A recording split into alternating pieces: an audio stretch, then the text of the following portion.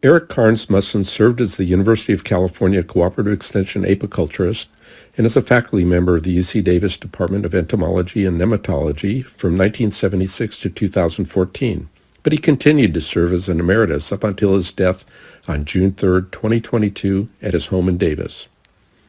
For nearly 4 decades, he drew praise as the honeybee guru, the pulse of the bee industry, and as the go-to person when consumers, scientists, researchers, students, and the news media sought answers about honeybees. Colleagues described Eric as the premier authority on bees and pollination in California and one of the top beekeeping authorities nationwide, a treasure to the beekeeping industry, and a walking encyclopedia when it comes to honeybees. He was interviewed for the Lair NewsHour, the BBC, Good Morning America, National Public Radio's Science Friday, the New York Times, the Boston Globe, and the Los Angeles Times, among others.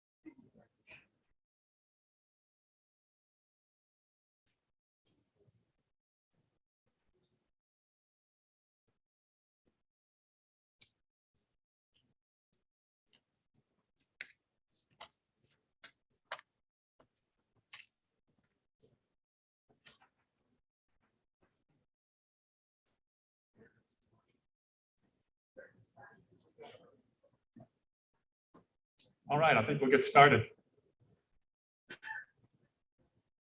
To all of you who are here in person today and for folks attending via the live stream, I'd like to welcome each of you to this celebration of life for Eric Mussen. I'd like to extend a very special welcome to all members of the Mussen family who are here today, including Eric's wife, Helen, sons Timothy, Christopher, and extended family. For those of you who don't know me, my name is Steve Madler. I'm chair of the Department of Entomology and Nematology here at UC Davis. Can y'all hear me in the back? Is it okay? In the department, Eric's death was like losing a family member. But today we have the opportunity to share what Eric meant to us and to honor the legacy he established in the world of apiculture. I'm sure all of you know that Eric was a very accomplished scientist, and as a cooperative extension specialist, the success of his outreach to all people interested in bees and beekeeping is legendary. I'm certain that several speakers here today will share examples of Eric's impact on solving scientific problems involving honeybees and beekeeping So I'm going to leave that to other people. Instead, I want to highlight something that I often observed about Eric when I was working with him. He taught a laboratory session each year in one of my parasitology classes, where he focused on problems involving varroa mites. And he presented information to the undergraduates, but as part of that class, he would take students out to the hives and introduce them to honeybees. And that is when Eric really shined. That was when I saw him most excited about what he was doing. Sensing the excitement of students who had never seen honeybees up close, he had them handling drone bees, spotting the queen and exploring the hive. And it was really a great thing to observe year after year. And it's my favorite memory of Eric. And I'm very much looking forward to hearing your favorite memories of Eric as well. Now, before I forget, I want to thank Kathy Garvey for all the work that she put into organizing the celebration of life. Where is Kathy? There she is.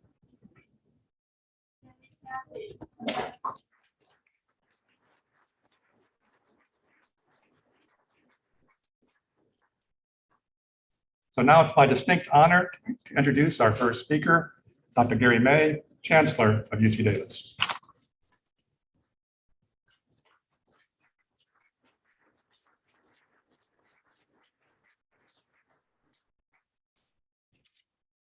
Thank you, Steve, and good afternoon, everyone. It's an honor to be here with you to celebrate the life and legacy of Eric Mussen.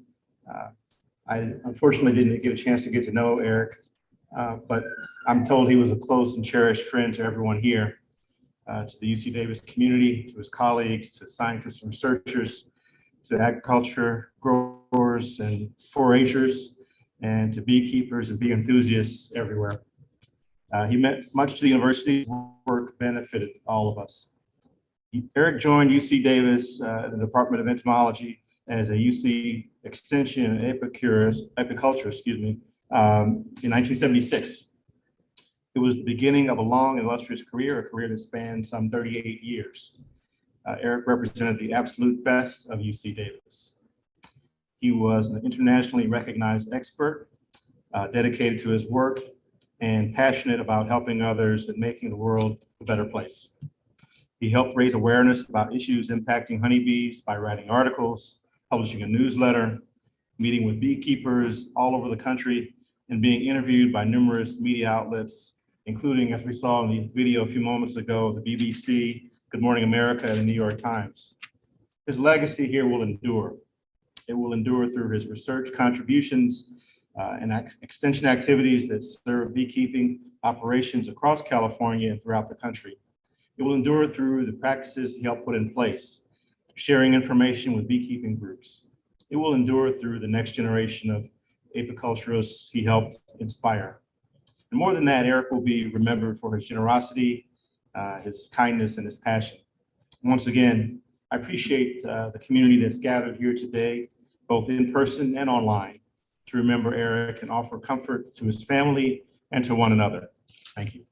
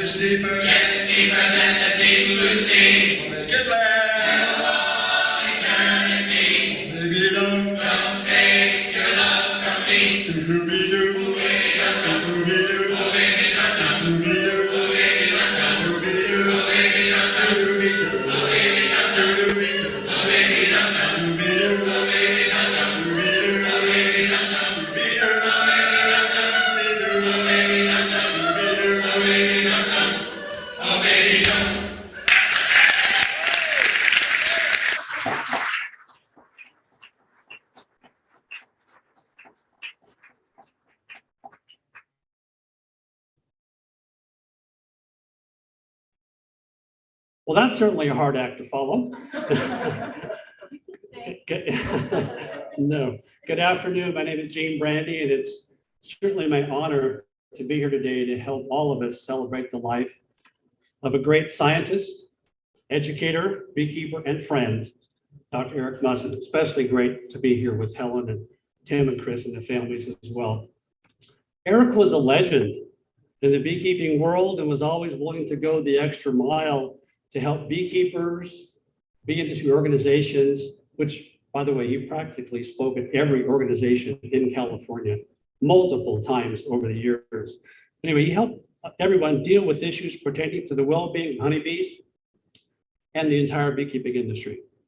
He also helped agricultural organizations, government officials, and others better understand the value of honeybees to our state, our nation, and the world. Eric was a great advocate for the honeybee and beekeepers, and he was truly a national treasure. Eric served on the California State Beekeepers Association Board of Directors for more than 38 years, but he was as the apiculturist, but he was also the parliamentarian for a number of years after Homer Park retired. And due to his long tenure with the California State Beekeepers Association, he was quite the historian as well. As a matter of fact, I have a little list here, 2 pages of the various topics that Eric spoke on from 1977 through his retirement. Actually, I think he spoke in 76 as well, and I couldn't find that program, but I've got the rest of the programs at home. But anyway, Eric's topics kind of follow the evolution of honeybees from the way they were back in the 70s to what we're dealing with today, the complexities of today. And I'm not going to go over all these with you, but I'd like to mention that in 1986, Eric started talking about mites because we had some issues with trachea mites. Prior to that, Eric was talking about comparison of pollen traps or comparison of extracting operations, but it started to get more serious once we got trachea mite, certainly more serious when Varroa arrived in 1987. And Eric was a man ahead of his time because we're probably all aware that the term colony collapse disorder became a national buzzword, pardon the pun, back in 2006, 2007. But Eric talked about the decline in bee colonies back in 1988. So that was almost 20 years before colony collapse disorder became a buzzword. But a colony decline was certainly happening back in those days as well. In 1988, the same year he took a look at colony decline, he received the very first Distinguished Service Award from the California State Beekeepers Association. And in the early 90s, Africanized bees became quite the issue, especially from a public perception standpoint. And at our 1993 convention down in Palm Springs, Eric conducted a program where beekeepers could become certified for keeping bees in Africanized areas. And many of us here that were at that convention probably still have our certificate back in our file somewhere. But Eric saw the need that perhaps there was going to be extra regulations placed upon beekeepers, that you wouldn't be able to keep bees in certain areas. So he conducted that workshop and we got certified. Back in 1999, Eric received his second Distinguished Service Award from the CSBA. In 2006, he received the Beekeeper of the Year Award. Even though he didn't own any bees, he was certainly worthy of being Beekeeper of the Year. according to what the CSBA thought. He received another special recognition award in 2013. And his 2013 talk at the convention was his last talk as extension apiculturist. And I believe it was about 2 hours, and it lasted but he was so excited. He was just so excited, full of energy, typical Eric. And it's like, he didn't want it to end and we didn't either. But it was a lot of fun. But in addition to his topics that he discussed, or the panels he moderated, or whatever he did during the program, as I mentioned, he was also the apiculturist on the board of directors, the parliamentarian. He was an auctioneer.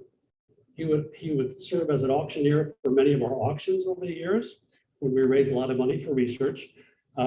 He also was on the convention committee of every convention. And he was our coordinator of research projects. He would send out the RFPs and help us review the research projects and decide which ones were worthy of funding. And so his expertise was invaluable to the CSBA. Eric also co-founded the Western Apicultural Society and served as president on 5 separate occasions. He founded the American Association of Professional Apiculturists and was either president or secretary-treasurer of that organization for the first 10 years. In addition to his work with the aforementioned organizations, Eric was the UC honeybee liaison to the California Department of Food and Agriculture, California Department of Pesticide Regulation, US EPA, California Farm Bureau, Almond Board of California, National Honey Board, California Bee Breeders, and was a scientific advisor at Project APIS M. Eric also served on many committees and task forces as UC Extension apiculturist.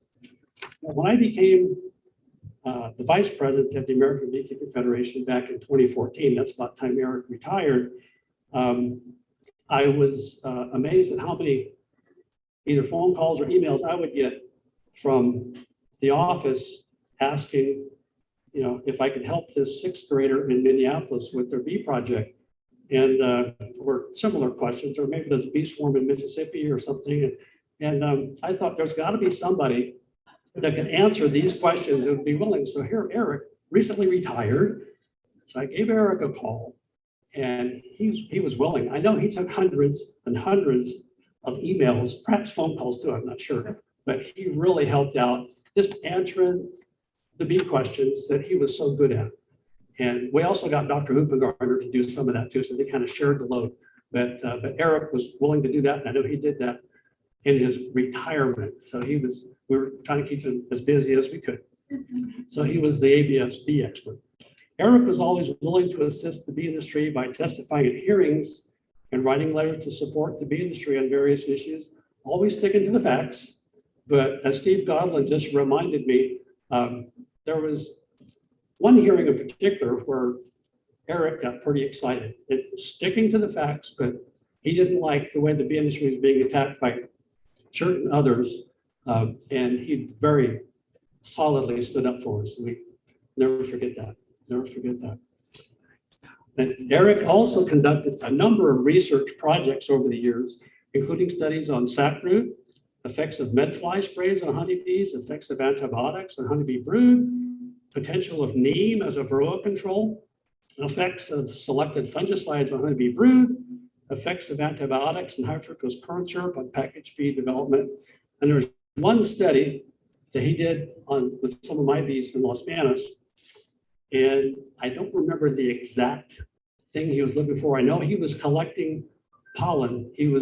We were counting the number of pollen collecting bees coming in. He was getting the pollen collected. He was going to have it analyzed for pesticide. But the second yard that we went to was very near an alfalfa field that had just been treated with an insecticide.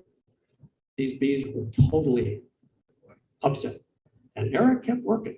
He wasn't too happy with these bees. He thought I had Africanized bees or something, but he kept working. And we got through the day, but he always talked about those darn mean brandy bees, but it was as a result of the spray. And we wouldn't have gone there if I'd have known, but it was an alfalfa field that was not in bloom. So they technically didn't have to call me. Generally, we get called. We have all the spots registered, but we didn't get called on that one, and we happened to be working right next door. So anyway, I don't know if Eric told you about that, Helen, but that was quite a day. Yeah, he kept the gloves on all day, at least at that yard. But anyway, Eric's from the UC Apiaries newsletter was just absolutely a renowned publication that contained valuable information for beekeepers all over the country. And we were very fortunate to have that.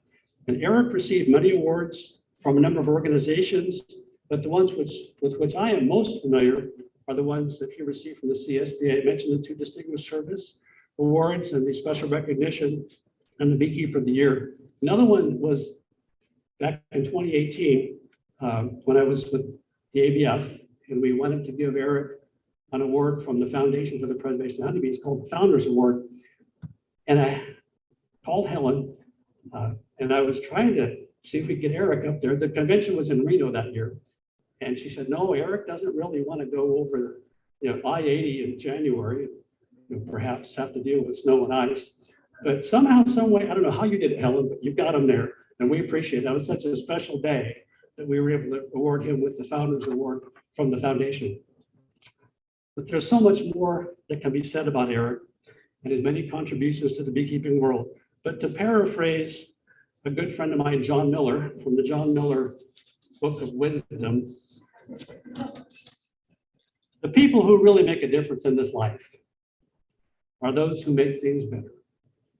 Eric Mussen made things better for the honeybee, beekeepers, and the entire beekeeping industry. And for that, we are forever grateful.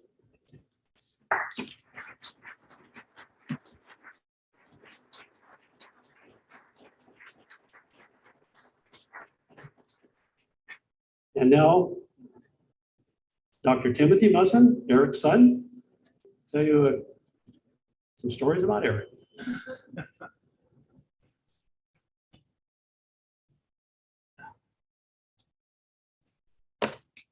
Let's see, can you guys hear me okay? All right, you got me teary-eyed right before I start, so we'll see how it continues.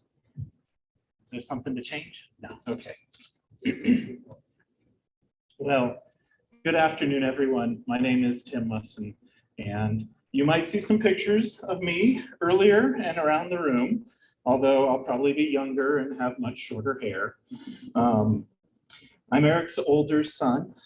The other members of the family who are with us here today is my wife, Noelle, my children, Amber and Alex, my brother, Chris, and his partner, Jacqueline, and of course, my mother, Helen. Both of my parents grew up in Massachusetts, and therefore, they moved to Davis right when I was born. So my age has been his legacy. And when they wanted to see family, it meant we had to travel back east. And so we go out every summer to stay with our grandmothers, visit our aunts and our uncles.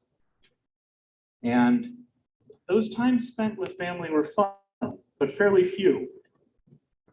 And sometimes I would see my parents hosting functions at our house, but not too often.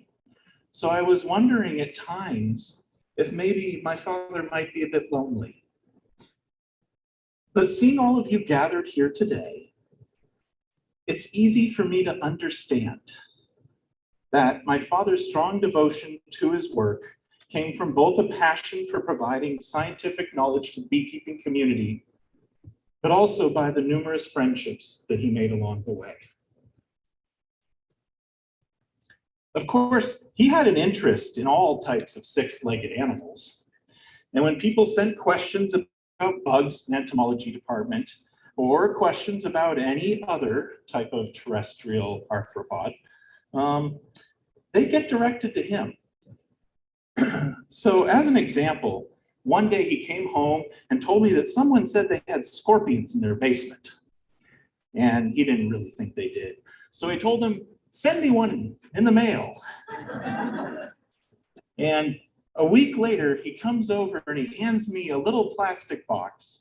And in it, there's a small scorpion. And he says, oh, they really did have scorpions.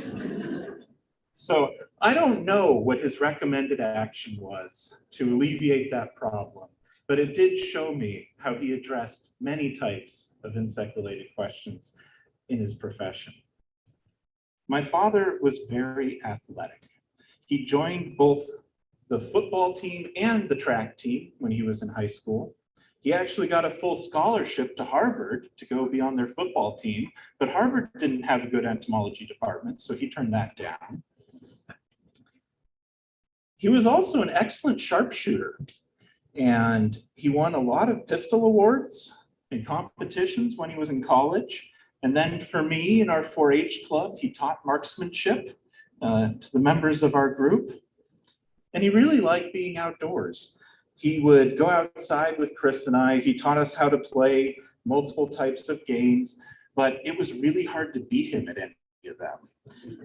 When I was young, he taught me how to play soccer and then badminton when I was older in high school. But honestly, I could never beat him in tennis or table tennis.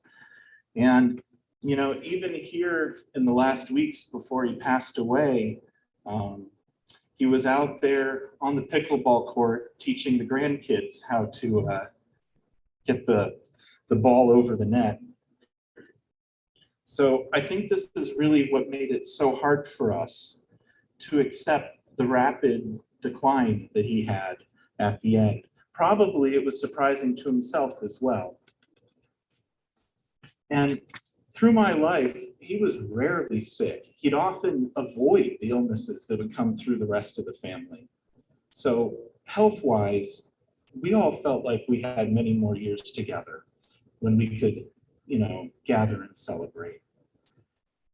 Now, overall, I can say with certainty that my father's favorite place in the world was a small family cabin up at Fern Lake in upstate New York. His parents took him there every summer as a child growing up so he could go fishing and catch bugs out in the woods. And it was always fun for me to visit this little serene lake nestled up in the woods. And it was undeniable how much peace could be found at the family cabin. He and my mother even went there for their honeymoon after they were wed. So when we went up and stayed in Fern Lake as a child, my father would get me up at the beginning of dawn and take me down to the docks so that we could try casting off the shoreline, some of the rocks with the waves lapping at our feet to see if we could entice a northern pike or largemouth bass to come strike in the early hours of the morning. And then later in the day, I would go off running through the woods looking for toads, leopard frogs, or little red F's that are blaze orange colored eastern newts, because I love showing him what I had found in all of my discoveries.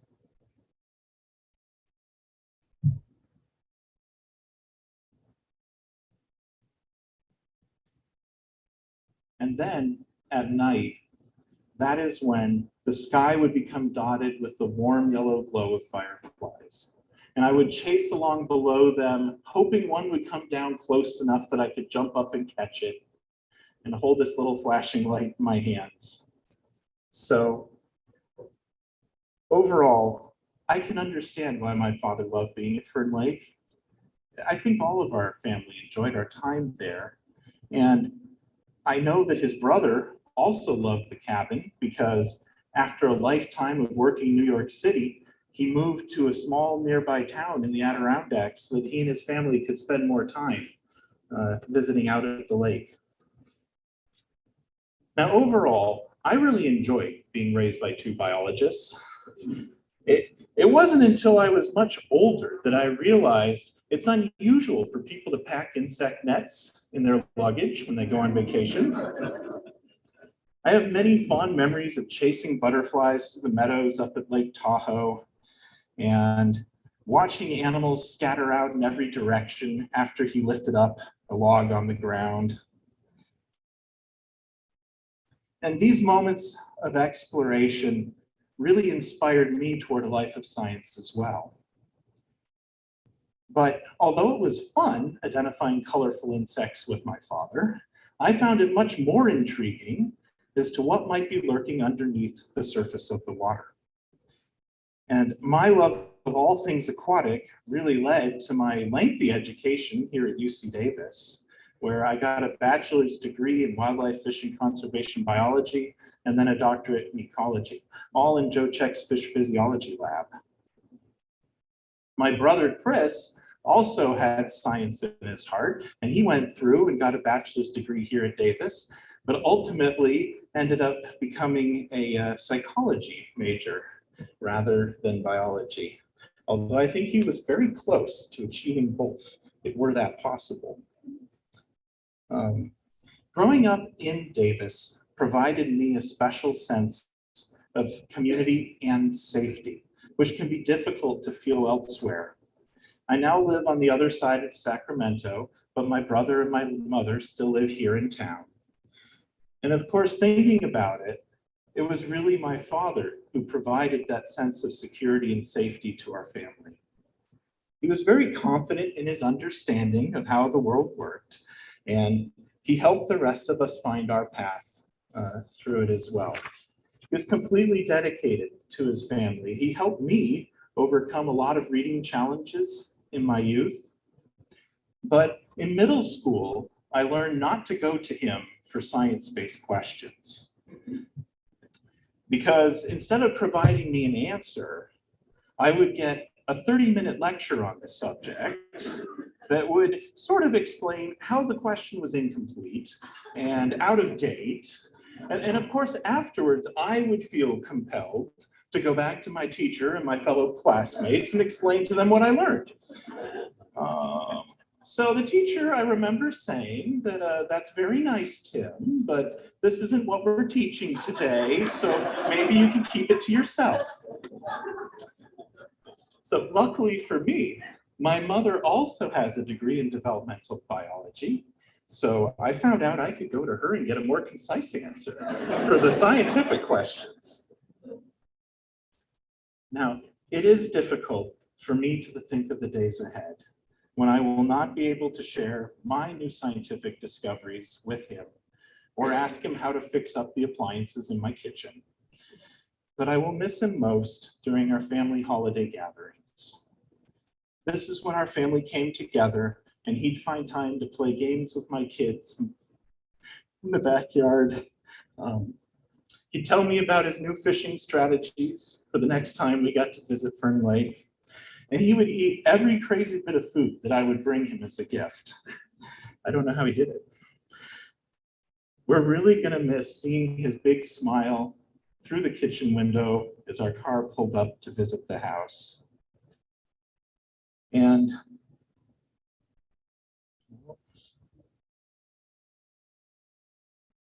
sorry, everyone, it's better if I stick with what I wrote. Okay. So overall, I can say that my father was a strong, caring, and reliable man who devoted his life to serve as a trusted scientific expert within his field and to help us as a family. Even though my father is not with us today and passed away fairly rapidly without being able to provide me some direct advice of what should be done in the future. I've given it some thought, and I think that there are three main things that suggestions that would appeal to him. First is to pursue your interests. The second is to cherish the time that you have together. And the third would be save the bees. I hope that when my time comes to depart this earth, my father will send a tiny messenger who will do a little waggle dance and guide me to where the fields are blooming with flowers and butterflies.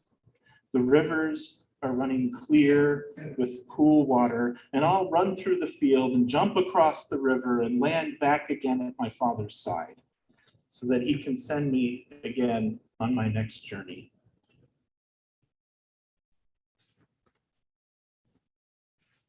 Overall, I do hope that if all of the worldly questions are answered when we pass away, there will still be more questions to discover so that the pursuit of knowledge and understanding can last indefinitely. And on behalf of my family, I'd like to thank Kathy Garvey, everyone at UC Davis, and our doo-wop singers for organizing this lovely event. We really appreciate everyone who's joined us today, both in person and virtually. Your show of support and respect is touching, and I hope that you find an opportunity to share some of your favorite memories of my father with each other. It's clear to me that my father cared deeply for both of his families, his biological family at home and his professional bee biology family. I wish you all good health and happiness in the years to come. Thank you.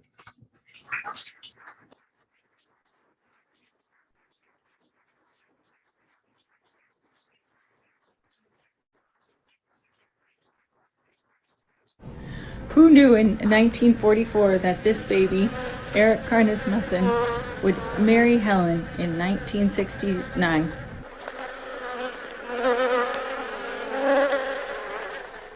After spending Christmas with her in 1967 and declaring, "You are the queen of my heart." Young Helen knew that there would be too many queens in Eric's life. Helen knew that Eric would be a loving husband and a caring father too.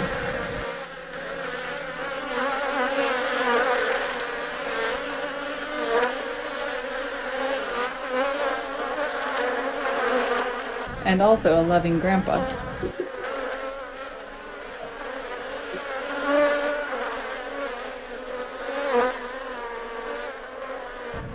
Who knew this boy, Eric Carnes Mussen, would grow up so fast?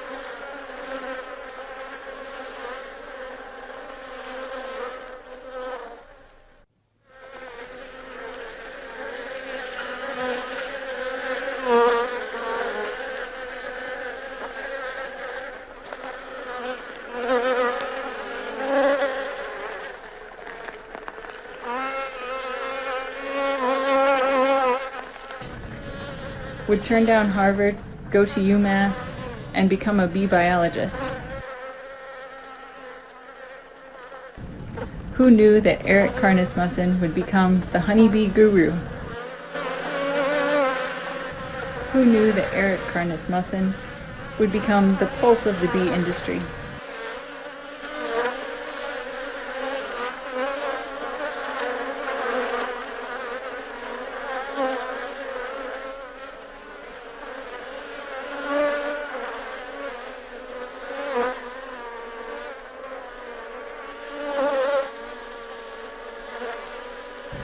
Who knew that Eric Carnes Mussen would become the premier authority on bees and pollination? Eric Carnes Mussen, we miss your sense of humor.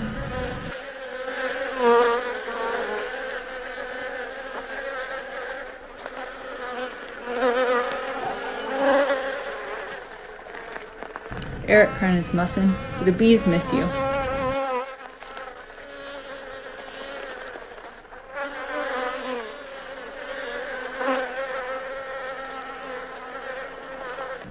Thank you, Helen, for sharing Eric with us and the bees.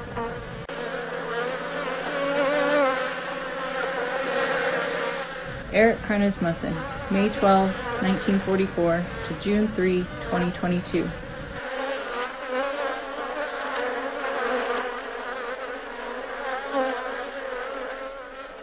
The world is a lesser place without Eric.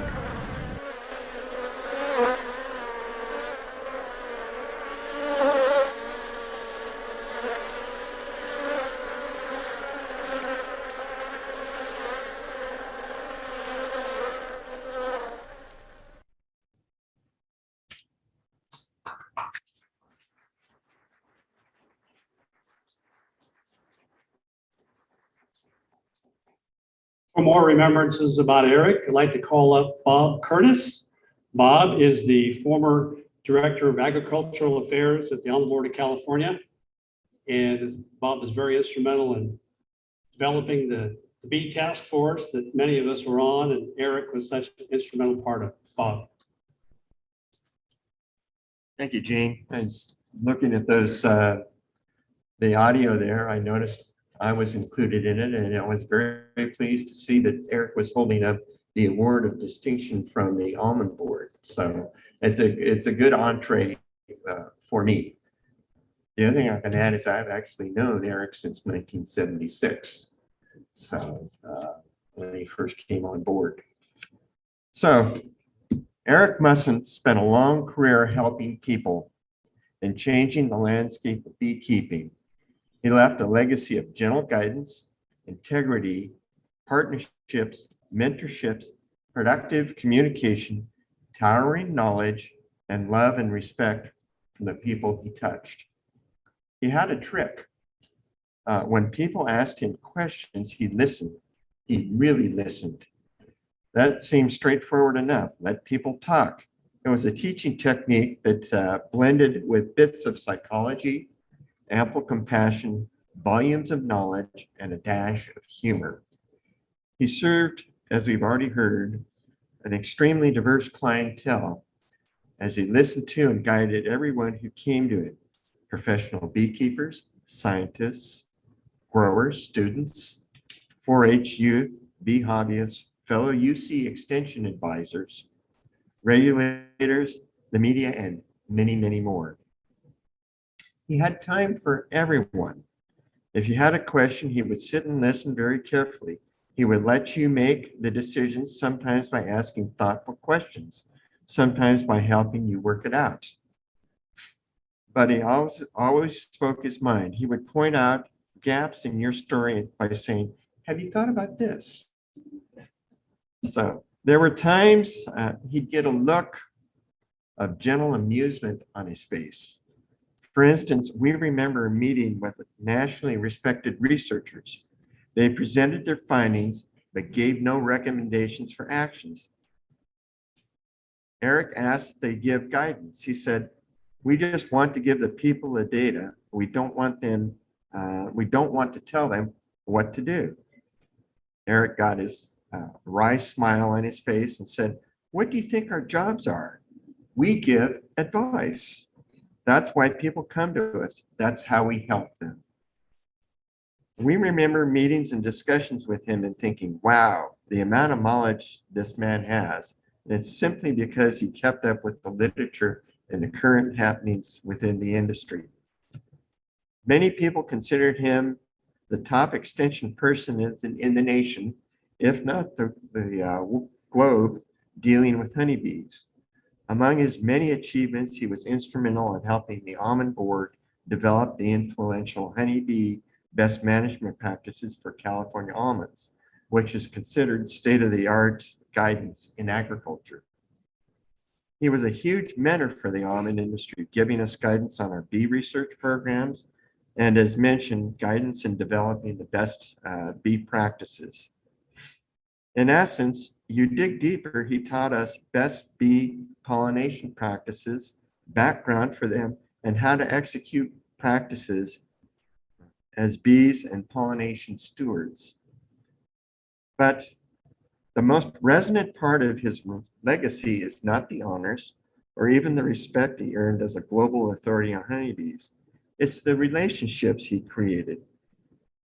It seemed pretty clear that he saw the bee industry, and in essence, those that the industry served, including almonds, as family, and he took care of both the bees and us.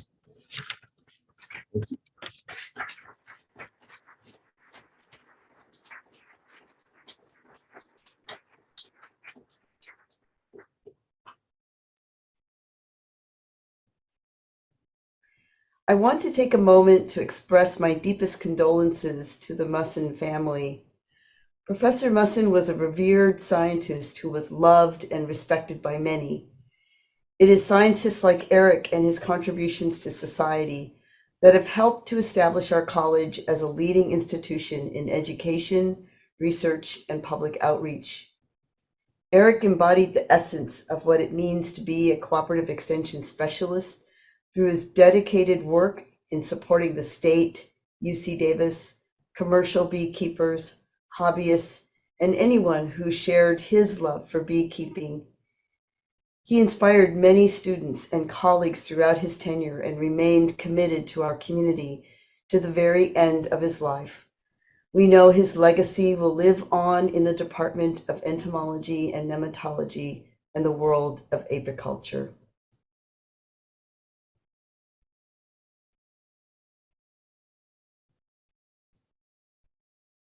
Now I have another tribute to Eric from Etta Marie Peterson. Etta Marie is the past president of the Sonoma County Beekeepers and 4-H beekeeping project leader at Liberty 4-H Club in Petaluma. Etta Marie.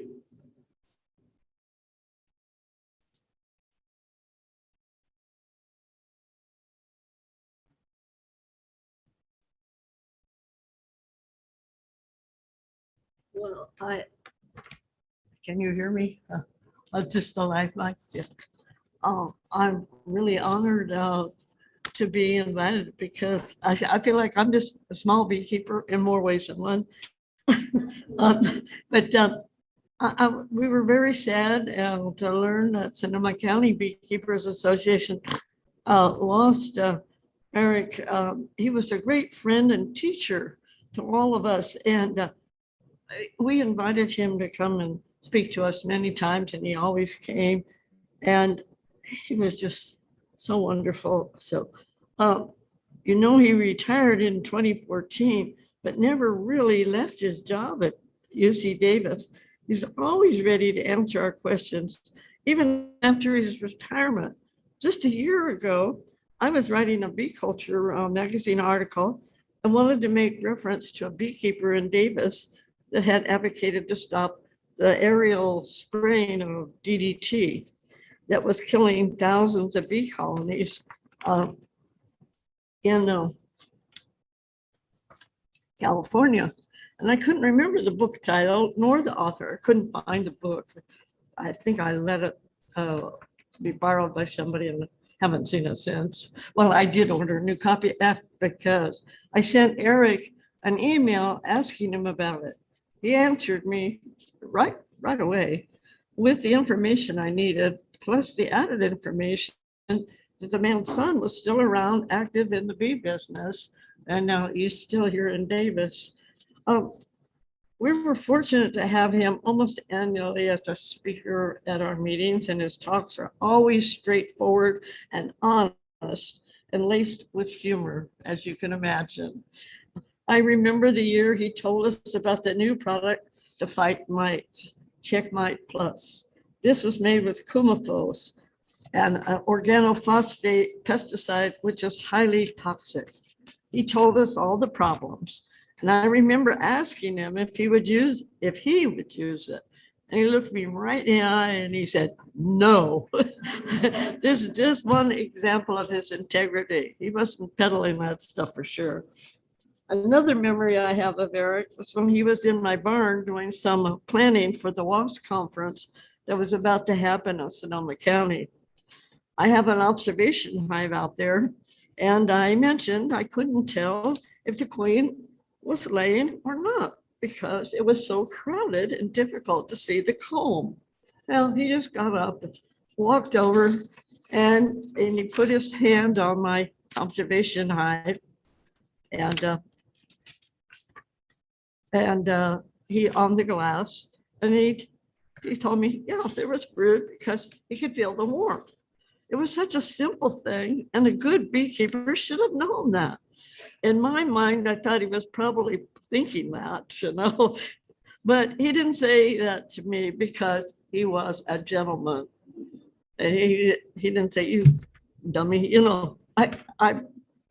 just was such a gentleman. And Kasha Vincent, owner of Be Kind Honey in Sonoma County, told me the following when she heard of Eric's passing. And this is a quote from her. Here is what I remember about Eric Mussen. He was a very smart, funny, happy, and serious guy. He always reminded me of Stephen Colbert. I could listen to him talk about bees for hours, and I did. The first time I heard the word neonicotinoids was from Eric Mussen. Back in 2005, he called it the culprit of the bee crash colony collapse of 2004-2005. True that.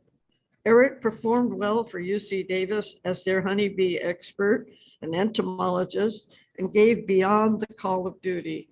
He seemed to really enjoy visits to bee clubs, and he greatly supported our efforts to create a bee symposium by helping us find excellent speakers.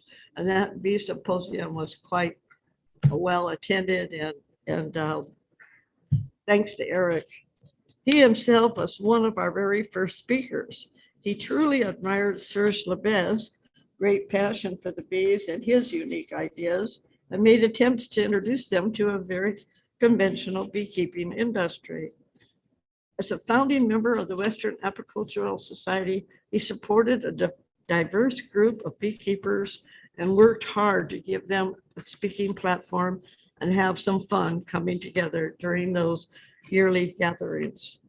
I remember fondly our trip to the Big Island of Hawaii to attend a WASP convention. That was epic. Eric Mussen has been greatly missed since his retirement, and now he will be missed with some sadness. We will always remember him as a brilliant beekeeping teacher who educated so many of us. Another beekeeper here in Sonoma County, Hector Alvarez, just learned about Eric's passing yesterday and would have arranged to come today if he had known about it sooner. He asked me to give his condolences to all of you. He is very sad to have lost a friend and advisor. He has about 600 hives and is in the honey and pollination business. He comes over to the valley and does the almonds. Maybe some of you know Hector. And he appreciates everything he learned from Eric. And Kathy Keatley-Garvey posted in the obituary, she wrote about this memorial. She wrote about the memorial donations. Family and friends suggest memorial contributions be made to the California State 4-H Beekeeping Program with the note, Eric Mussen Memorial Fund, Mary, I don't know how to pronounce it, Cecilio, Director of Development for the UC Agricultural and Natural Resources, said checks may be made out to California 4-H Foundation and mailed to California 4-H Foundation. I've been a 4-H beekeeping leader for the last, I think, 21 years. And when you see little 5-year-olds getting into a beehive and doing their hive inspection and petting the bees, you know that Eric is probably smiling down on those children and saying, "Atta girl," you know. So I just think that his love for children could be promoted through the 4-H beekeeping project. His love for bees and children combined. And children and bees are a great combination, and we've got to keep that going. Because so many people start beekeeping at the age of 50. We got to get them at 5, take the 0 off. Thank you so much.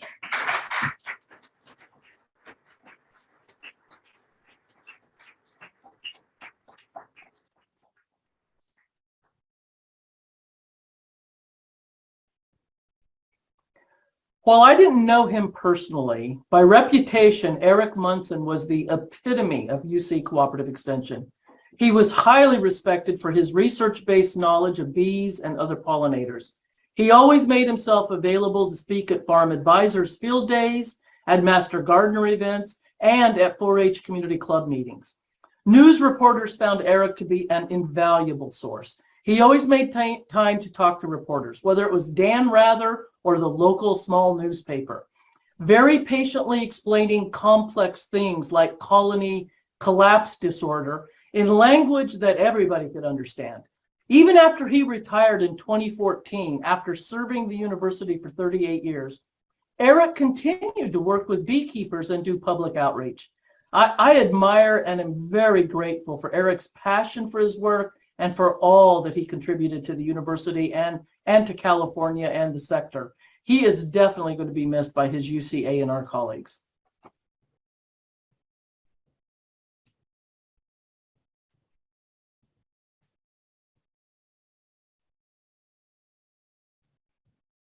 We've come to the part of the program now where anyone can come up and say a few words about Eric. So it's open mic time, and anybody like to come up? Sure.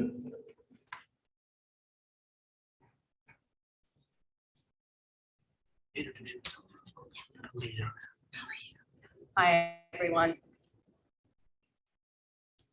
I had to write a little something down. So my name is Elena Nino. I'm an extension specialist and an apiculturist serving the community of beekeepers here in California. And I was asked actually today to also say a little something about Eric from Norm Gary. So before I do say anything from Norm Gary, and before I read about what Norm had to say about Eric, I wanted to just express forever my gratitude for Eric and for Eric's presence. He was a great educator. I think you've already heard plenty about him and his accomplishments and everything that he has done for the beekeeping industry in California. And it was my honor to know him, and it was really, truly a pleasure for me to be able to call him up and say, Eric, I have some questions. Can you help me? He would always have his office door open, and he would make sure to answer all of my questions. Of course, every time I would go and spend some time with him in his office, when he would answer all the questions that talk about bees and beekeeping, I needed to make sure to block off about 2 hours of my time because it was clear that he was very, very passionate about science, biology, and of course, the beekeeping industry here in California and broadly throughout the nation. So he will be greatly missed. Helen, I've never got a chance to meet the rest of the family, so I wish he was, of course, under better circumstances, but he will very much be missed, and he was a great, great man. I will now read a little memorial and tribute from Norm Gary. He is sick, and he wasn't able to attend today, and he said he's very, very sorry for that. Most of you are already familiar with Eric's outstanding achievements during his long career in extension work that integrated all aspects of beekeeping, from helping hobbyists to supporting California's commercial beekeepers who own thousands of bee colonies and have so many contemporary problems such as bee diseases, parasites, and pesticide risks. So I will focus on a few things that you may not know about Eric. In the early stages of his career, Eric and I worked together along with Becky Westerdahl to create and organize the Western Apicultural Society as a sister organization to the Eastern Apicultural Society. WAS was highly successful and has served the educational needs of hobby beekeepers throughout the Western states for more than 50 years. Eric served several terms as president and was a strong leader serving on the board. These activities helped to establish UC Davis as the cornerstone of beekeeping educational activities in the West. Eric's role in supporting California's commercial beekeeping industry is legendary. He helped to solve many problems faced by this industry, the largest and most intensive pollination industry in the world. Beekeepers frequently disagreed on the best strategies for their industry. Eric had unbelievable skills in promoting effective communication between all segments of this industry, resulting in the most productive pollination activities ever developed and involving commercial beekeepers from many other states as they complemented California bee pollination. Eric was a dedicated team member concerning all activities of our beekeeping faculty and staff. He facilitated communication not only with his frequent newsletters, but in day-to-day contact with our team. He kept us informed about research needs of beekeepers and relayed our research results to beekeepers. We were frequently invited to highlight our educational and research activities at industry and hobby beekeeping meetings throughout the state. This financial support resulted in our receiving industry research funds that were urgently needed. Eric was noted for performing favors and locating specific information for our faculty and staff, even after they may have retired. For example, many years after I retired, I asked if he would review the final manuscript of a book that I wrote for hobby beekeepers. Despite his busy schedule, he provided the review along with exciting new information that I had not thought of. Aside from professional activities, Eric was also one of my fishing buddies. We had fun, but easily qualified as less than expert fishermen. During my entire apicultural career of more than 75 years, from beginning to student to retirement 26 years ago, I cannot recall any apicultural professional in the United States who has accomplished more than Eric in terms of his beneficial contributions to all apicultural activities. We all appreciate that behind the scenes support is a major but often overlooked requirement for success. Eric's wife, Helen, provided unwavering support throughout Eric's career. It is now time for all of us to provide support for her. So Helen and family, we're here for you. And just one final thing I want to say, I just wish we had, and I specifically had more time to learn from Eric. Thank you.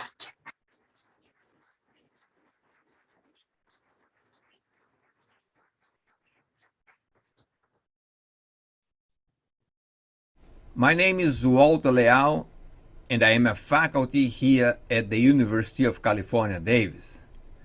I have been helping Kathy Gavi with the virtual component of the celebration of life for Eric Mussen. I was planning to stay anonymous, but there is one story about Eric which I could not find anyone to tell. In 2007, the Department of Entomology launched a distinguished lecture series with invited guests. The visitors were asked to give 2 lectures, a regular seminar to faculty and students, and a public lecture. At that time, colony collapse disorder was in the daily news as much as the weather forecast. We invited honeybee biologist distinguished Professor May Berenbaum to give a public lecture on Tuesday, October 9, 2007. On October 7, Sunday, Dr. Berenbaum had to cancel her visit to the UC Davis campus due to a health-related emergency. As an organizer, I was in panic. The faculty seminar one can easily cancel with an email to the entire department. Faculty love when a seminar is canceled.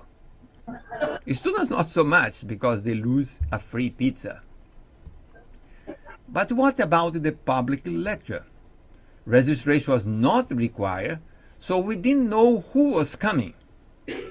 I immediately called Eric Mussen for help. I knew he was a team player and he did not want to let the department down. Problem solved. Eric gave the public lecture keeping the same title as Dr. May Berenbaum's. Here's the first slide. It is challenging to prepare a public lecture within a week. Eric prepared his in 1 day. It was a remarkable and educational lecture with a good sense of humor, as always for Eric. Eric informed the public about the importance of bees, shared his list of suspected causes for CCD, and ended with his final thoughts. In this celebration of life, those who did not know Eric learned a great deal about the honeybee guru. I am sure that those who knew Eric learned something new today. This story highlights Eric as a team player at the workplace. Eric did not play for Harvard. He turned down a full-ride athletic scholarship because God had other plans, he believed. At UC Davis, Eric was a team player. He was a team player for the bee industry, for apiculture, beekeepers, and many other groups. And for that, we are very thankful to Eric Mussen. and his family.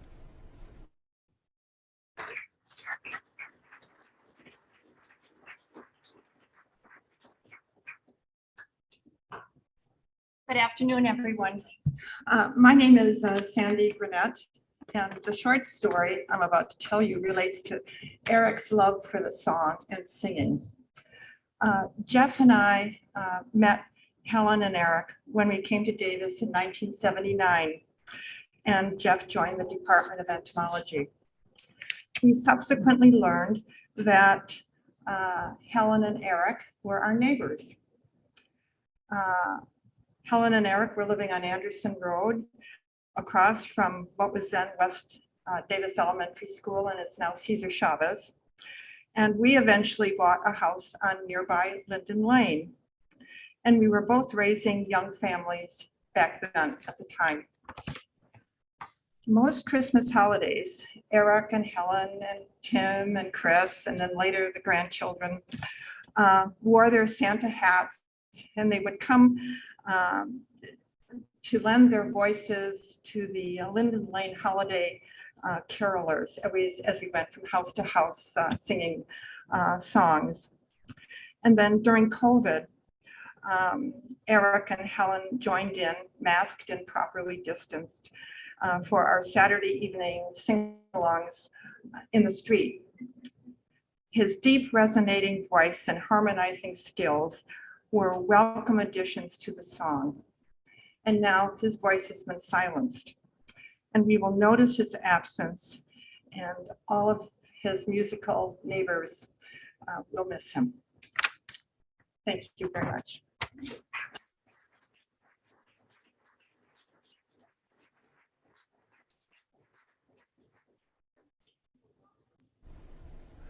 As the last video clip of this celebration of life for Eric Mussen, I would like to share some Eric-related sound waves that I captured last Friday in the city of Davis.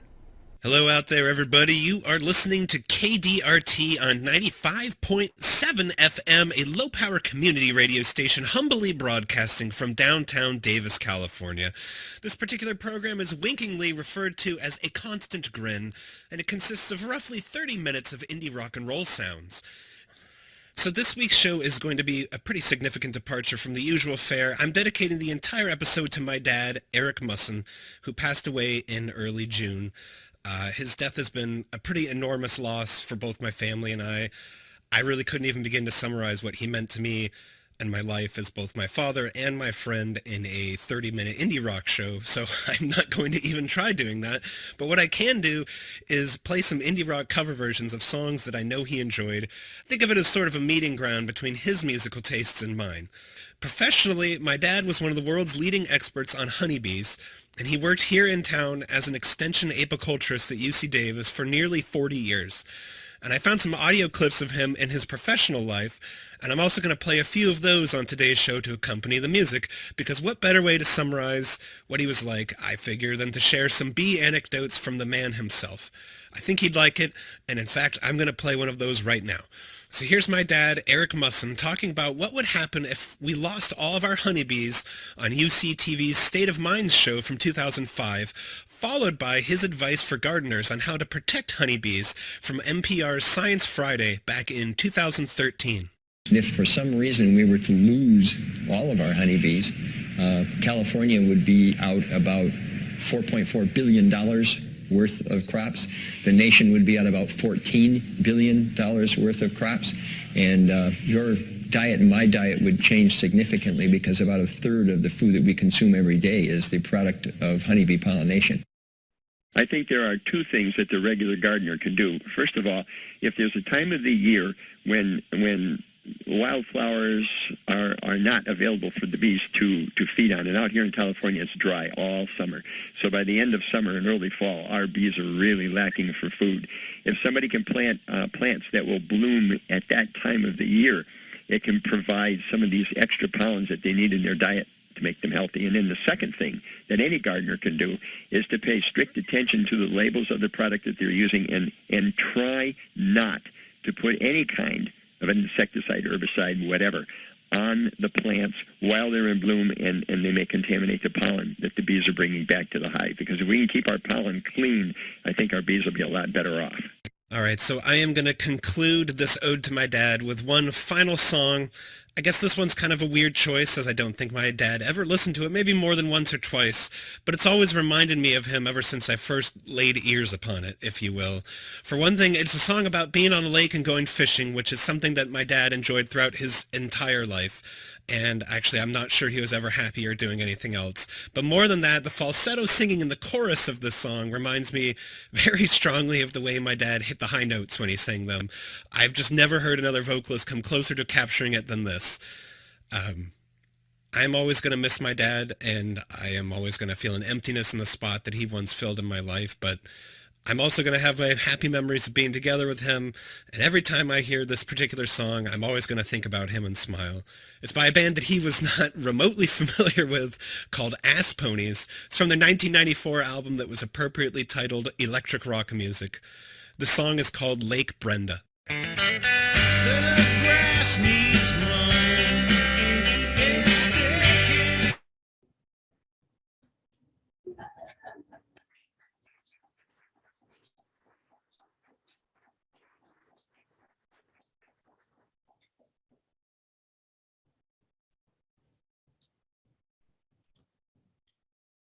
It's wonderful to see so many people here to celebrate Eric Mussen.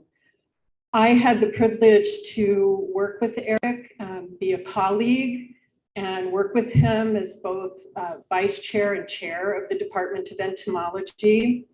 I really appreciated his courage in difficult times. He was willing to stand up for what he believed was fair and right. He was a great supporter of women in leadership and women in science. And I very much appreciated that throughout my career, interacting with Eric. We've heard a lot about what a fabulous educator he was in his role in extension, but he was also a great supporter of innovative education for undergraduates and graduate students.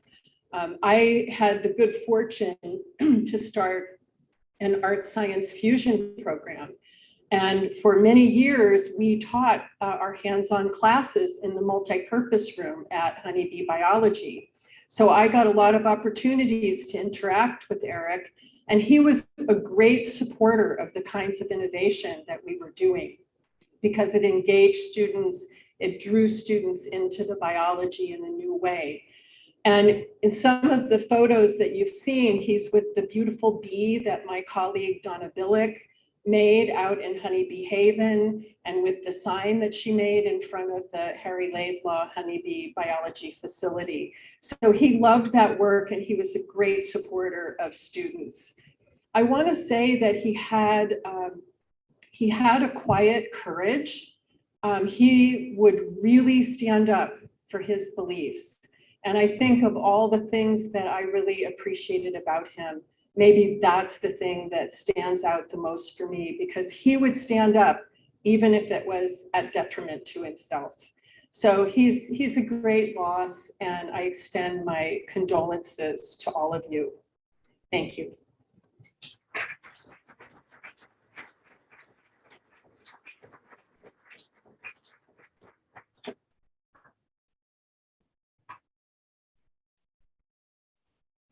Microphone is open. Anyone else? Yeah, yes, sir. Come on up.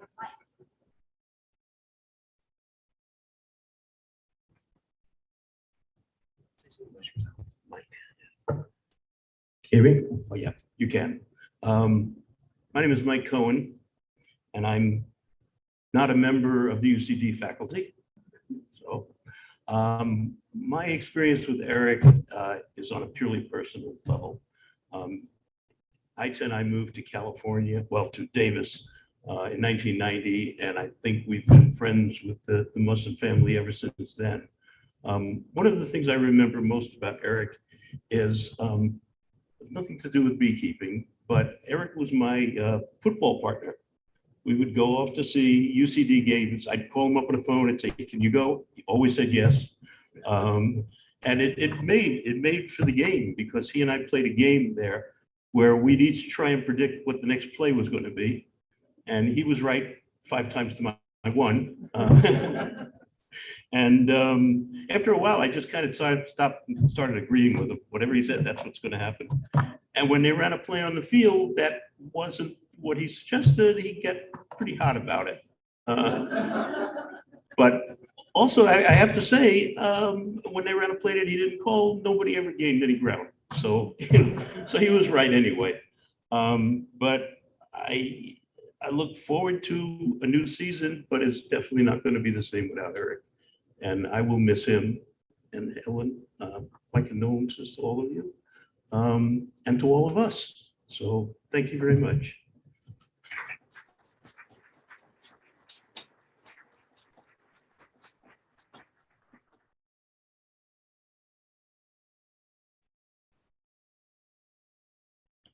Hi, I'm Joe DeHope. I'm not a part of the big community, but I and several other people in this room met Eric and became his friend back in 1976, when our wives were all pregnant at the same time. And they would sit by the swimming pool and get to know each other.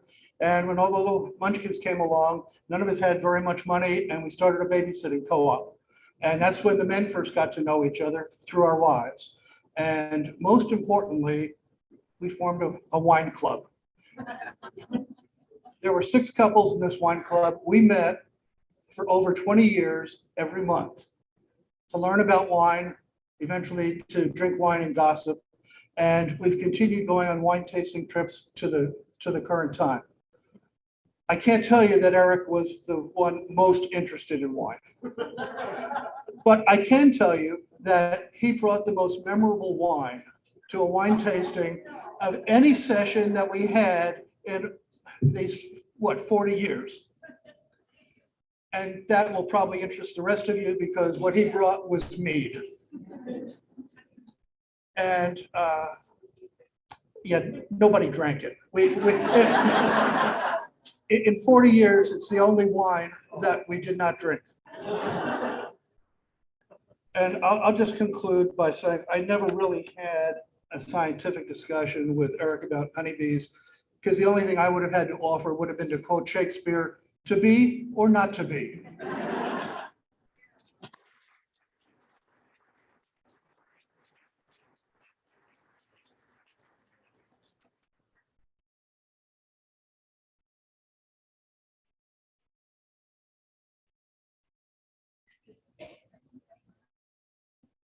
Hi, I'm Ronnie Nosek, and we knew Helen and Eric in 1976. Helen and I were both pregnant, and we were in Lamaze classes.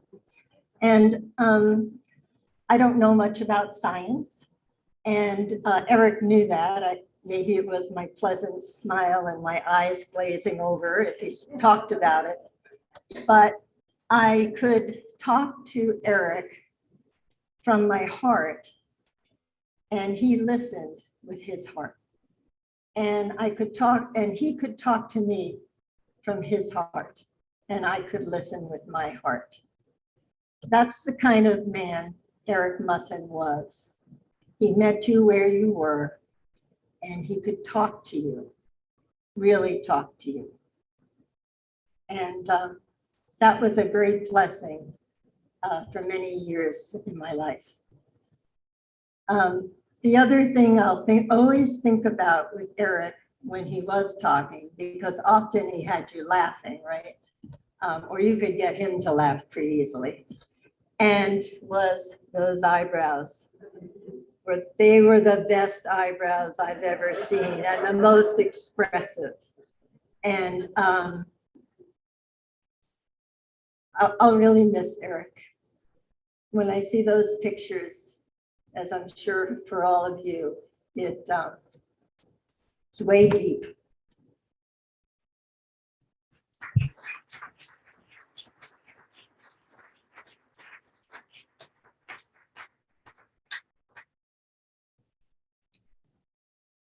I want to share one story with Eric that I wish I had photographs of, but unfortunately I do not, but I will share it with you. My name is Michael Perella. I was former chair of the Department of Entomology and Nematology. And when I first became the chair in 1993, I got a call from a television producer who wanted to do a story on honeybees. And he asked me who obviously would be the one to basically be part of this production. And of course, it had to be Eric. And it turned out that at that time, Honey Nut Cheerios were just being introduced. So the producer brought a television crew here to campus, and he also brought a giant box of Honey Nut Cheerios. It was maybe 6 feet tall, and I remember distinctly, it was a windy day, it kept blowing over. And so the idea was that you have this giant box of Cheerios, and you have Eric next to the box, and the producer is going to ask Eric questions. So what could go wrong with that? So the problem was the producer had the questions, but the producer also gave Eric the answers, right? And as Tim indicated, you do not put words in Eric Mussen's mouth. So it turns out this becomes a debacle where Eric and the producer are arguing back and forth over the answers to these questions. And obviously the idea was that they were going to produce this and then they were going to sort of bring it out on the airwaves. And if it was a slow news day, then it was going to be picked up. And there was a donation involved as well for the bee biology program. And anyway, to make a long story short, we finished that production. In a sense, it's lost in the history of time here. I wish I had photographs of that, but it was a special moment, and I just wanted to share that with the group. So thank you.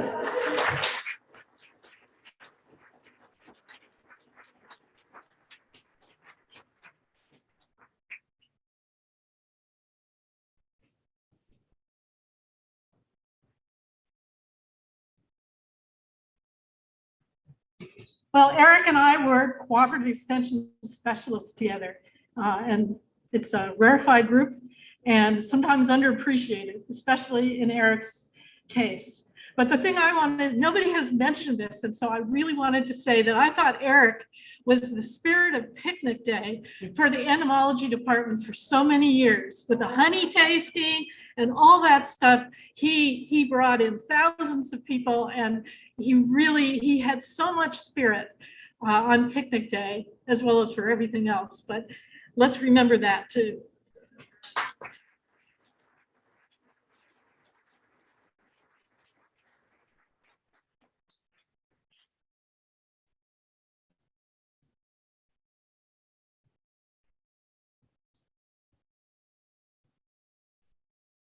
Anyone else? One last chance before we go to the musical interlude.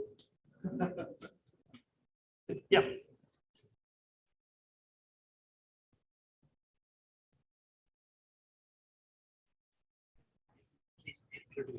I'm sorry. Yes, hi, my name is Aita Cohen, and what I'm going to talk about is Eric and music. I had nothing to do with UC Davis. I know nothing about bees except they sting me. The on and only time I've ever been carol singing in America was when Eric dragged us around the neighborhood and we sang songs to his neighbors. And I've never seen so many astonished people in my life. It's a tradition in England, but I don't know that it's a tradition here. But Eric took us around, and since then, he used to borrow my karaoke machine with all the Christmas songs and play them with his family, and I'm sure sing at home with it. And the other thing he dearly, dearly loved was singing doo-wop. And that we saw an example of that. And I loved his doo-wop singing. Thank you.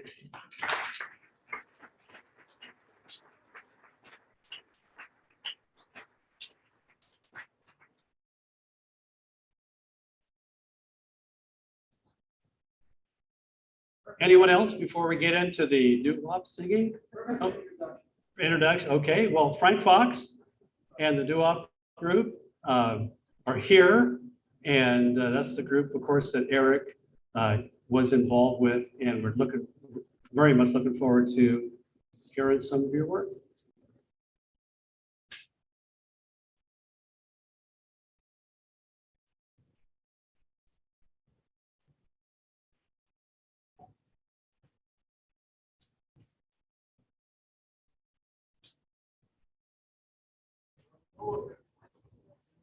Okay, there you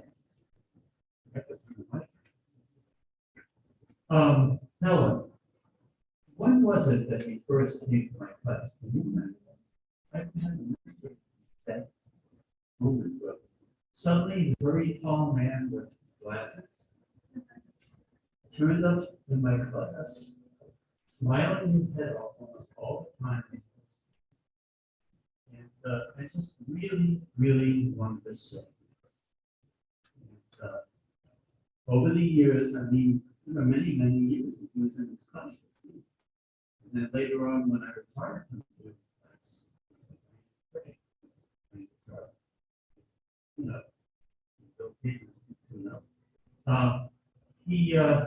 he was just there. And I had to find the truth for the thing. And sometimes I hit it right on the head.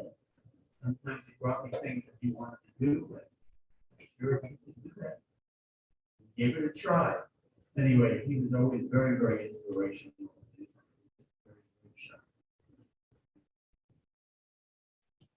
Take it away, guys.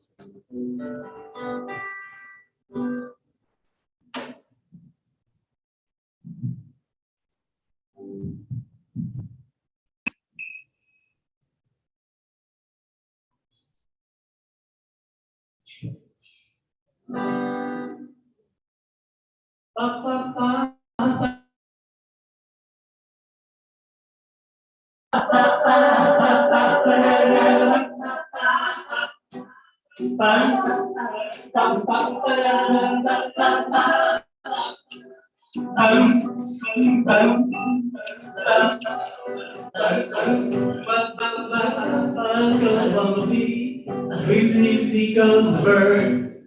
Sound of your voice, honey, is the sweetest sound I've ever heard. Oh, I've heard the music of the river that grows, seen the beauty of the sky blue, seen the beauty of the evening sunset, but the beauty of you, sweet as honeycomb, sweet as spray from a vine. Nothing as sweet as you, darling, and hope someday you'll be mine.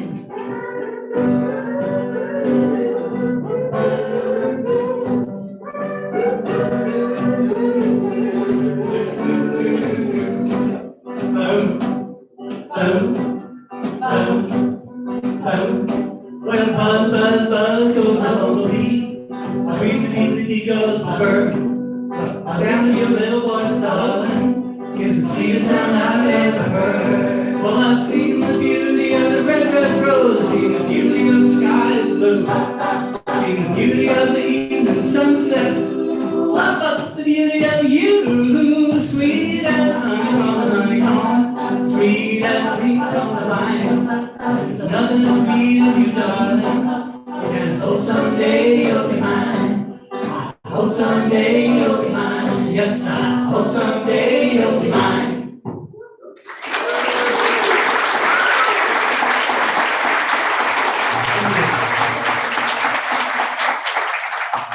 I hope you got the subtlety in that one.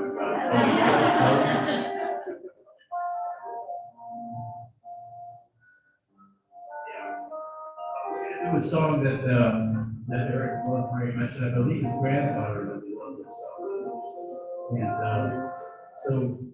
And we would appreciate it if you could sing along with us if you know the words.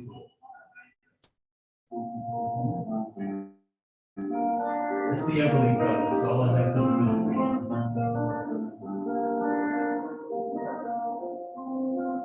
read.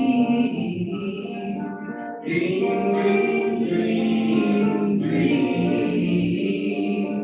dream, dream, dream, when I want you in my arms, and I want you, and all your charms whenever I want you. All I have to do is dream, dream, dream, dream, when I feel blue in the night, and I need you to hold me tight whenever I want you. All I have to do I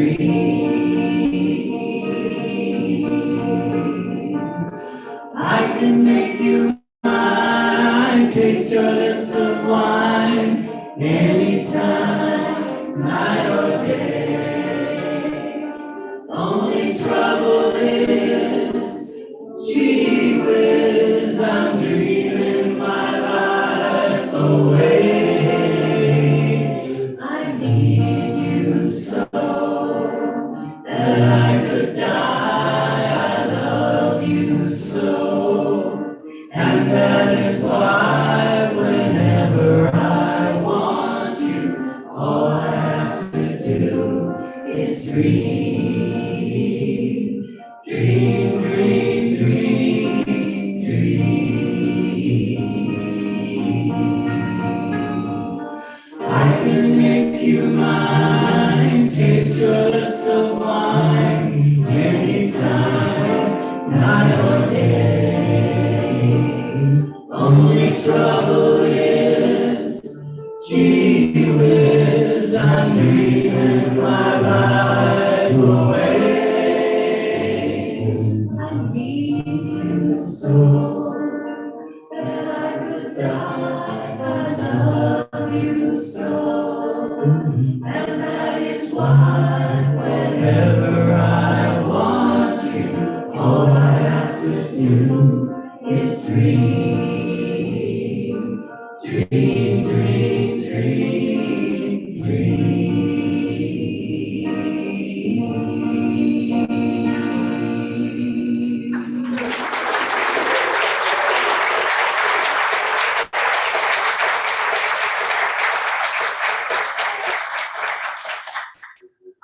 Hey, it's Eric Wilson. This is a song that reminds me of Eric very, very much. It's a deep voice. Everybody knows what. And I'd like you to sing along with us. And if you were in the class, come on, stand up and come up here and sing with us. And if you just want to be there, please, you stand up and sing with us. We walk our hand.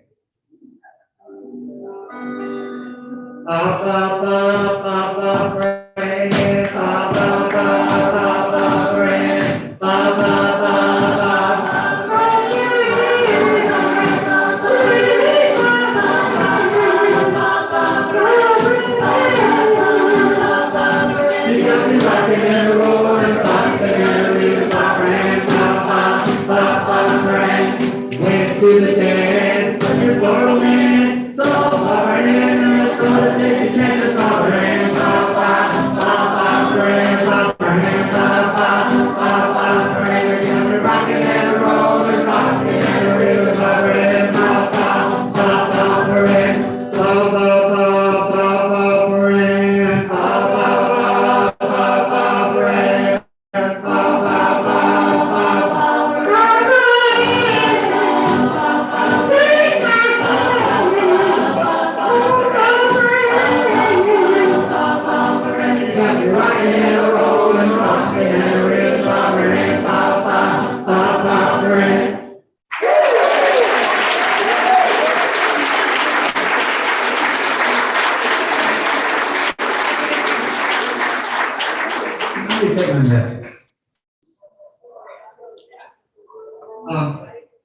Kurt Wilson bass. And you saw the perfect example, the song that I found to him, a very obscure song with the flip side of a record that was a hit. Nobody ever really listened to this record, except for the guys who sang in the corner, who I taught how to sing this song. It was called "Oh Baby Don't." But what we're gonna do an anthem of doo-wop that I like to sing, because it's about a young man who thinks he's royalty because he's fallen. What work do you ask? And this was one of Eric's favorites. Would you like to sing the bass part?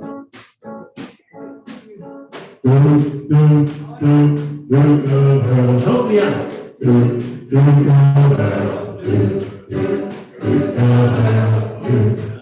And I walk through this world, nothing can stop the Duke of Earl.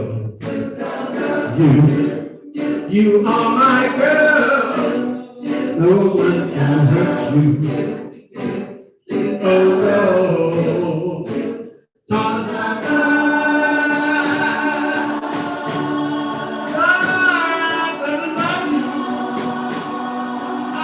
yeah. Come on, let me hold you, brother. Just now.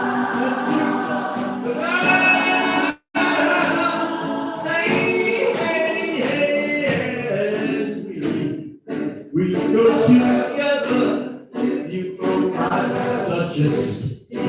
Duchess of the world. We'll walk through my dukedom, this paradise we can share. 'Cause I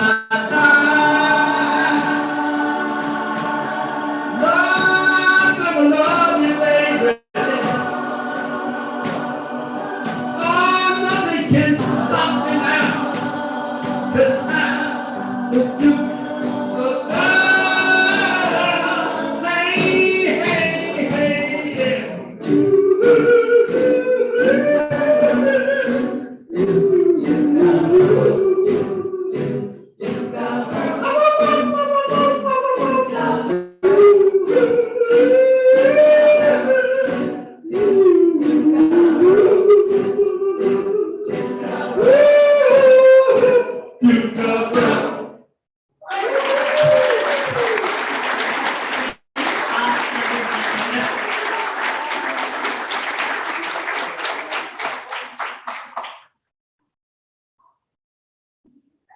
All right, so we're doing one more song.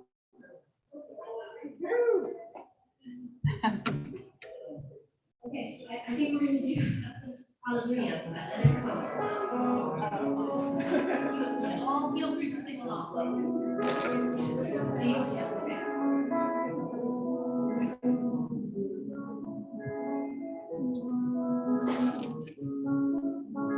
I heard there was a secret chord that David played and it pleased the Lord.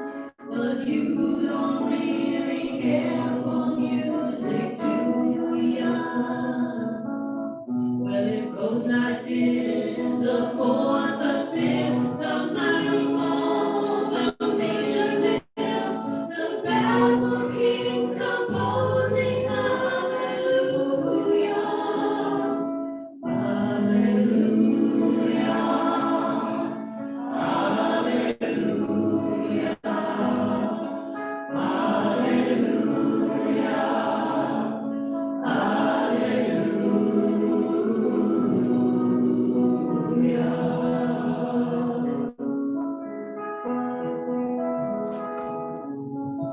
Well, your faith was strong, but you needed proof. You saw her bathing on the roof, her beauty and the moonlight overthrew you. She tied you to the kitchen chair, she broke your throne and she cut your hair, and from your lips she drew the hallelujah. Hallelujah, hallelujah, hallelujah, hallelujah.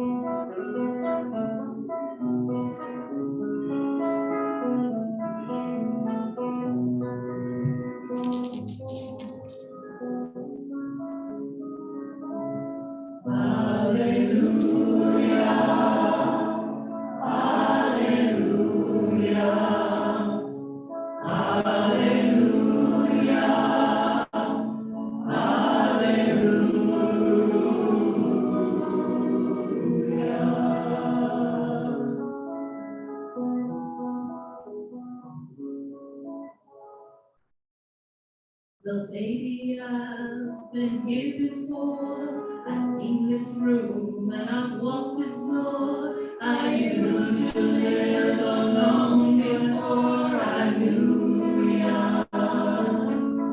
And I've seen your flag on the marble arch. And love is not a victory march. It's a cold and it's a broken hallelujah.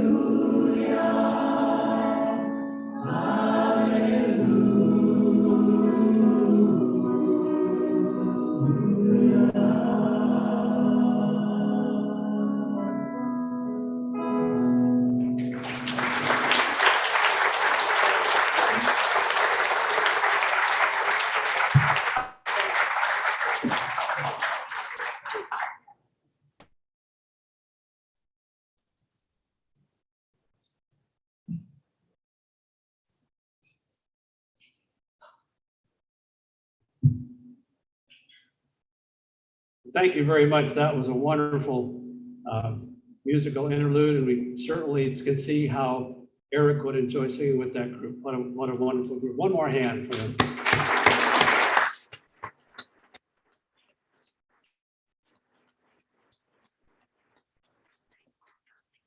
So we urge you to hang around and check out the memory table if you've not already done that. There are munchies over here in the corner as well. But we certainly want to thank each and every one of you for coming today to help honor Eric. And to the Mussen family, our best to you and our condolences. But I think you know that there's a lot of love in this room for Eric and for you. So thank you very much.